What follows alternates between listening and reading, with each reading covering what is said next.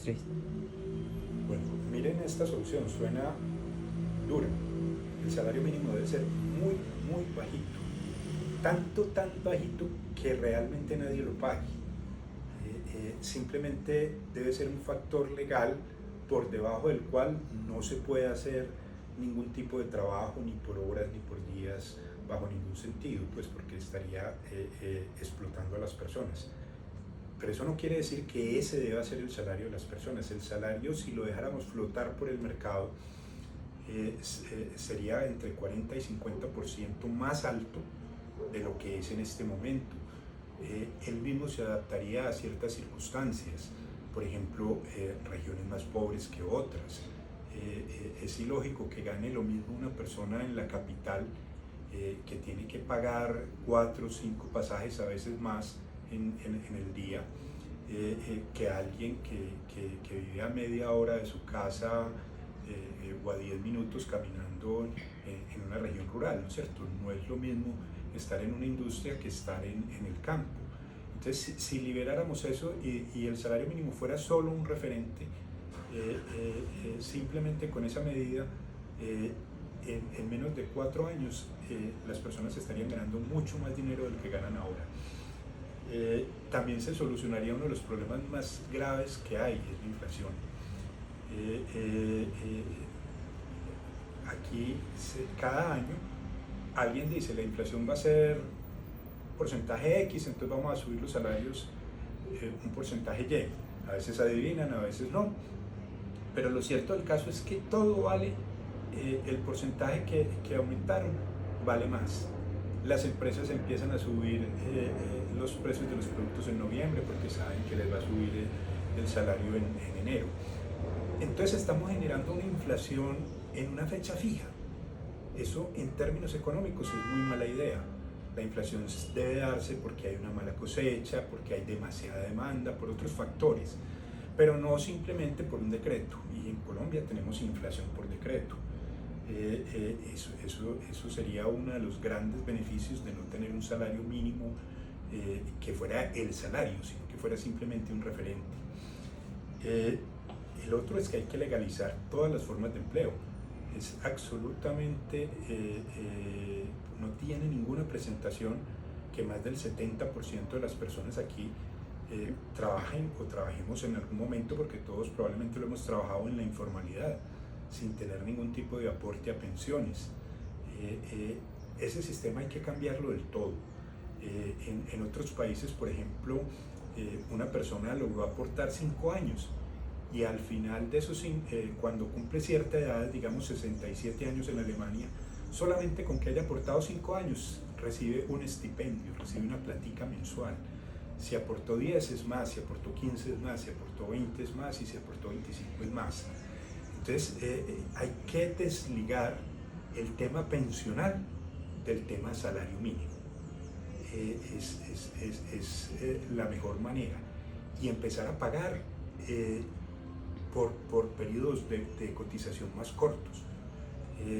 Para una persona que a mí me duele en el alma ver personas que dicen, miren, trabajé 15 años y en vez de ir a reclamar 500, 600 mil pesos mensuales, que sería más o menos lo justo, esa persona le entregan 20, 25 millones de pesos en un bono que se los come en un par de meses, o en un par de años. Entonces queda sin ninguna protección a la vejez. En la medida en que nosotros generemos un sistema de pensiones en el cual no estemos subsidiando los salarios más altos, eso es un error histórico que se debe corregir. Aquí hay pensiones que habría que corregirlas desde ya, por más que sean legales. Congresistas que tienen 2 pensiones, ex empleados de puertos nacionales y de algunas entidades que tienen 4, 5, 6 pensiones.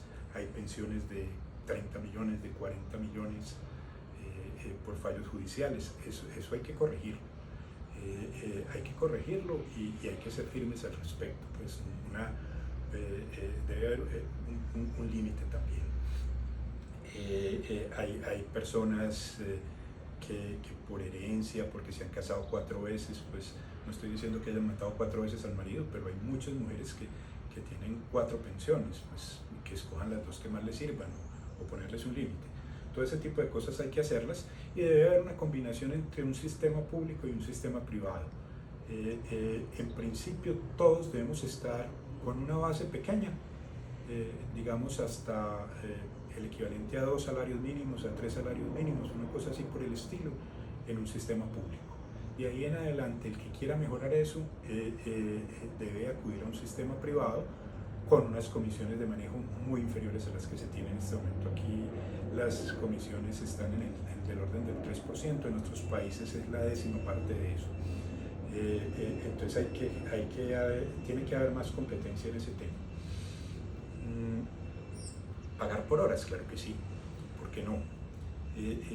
Se hace en Estados Unidos y se hace en muchas partes del mundo. Lo importante es que haya un pequeño aporte también a la seguridad social por esas horas.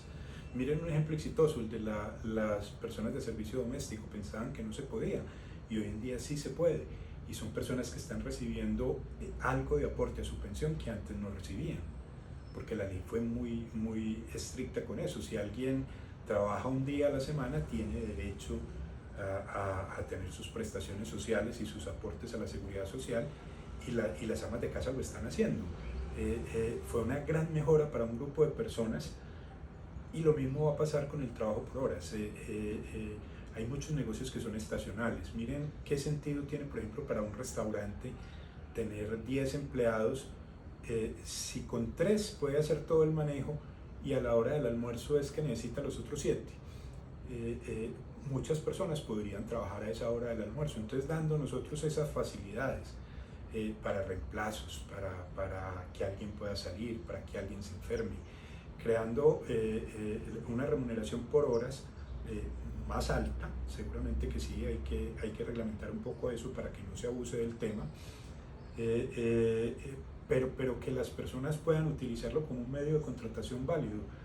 Eso mejoraría demasiado la informalidad.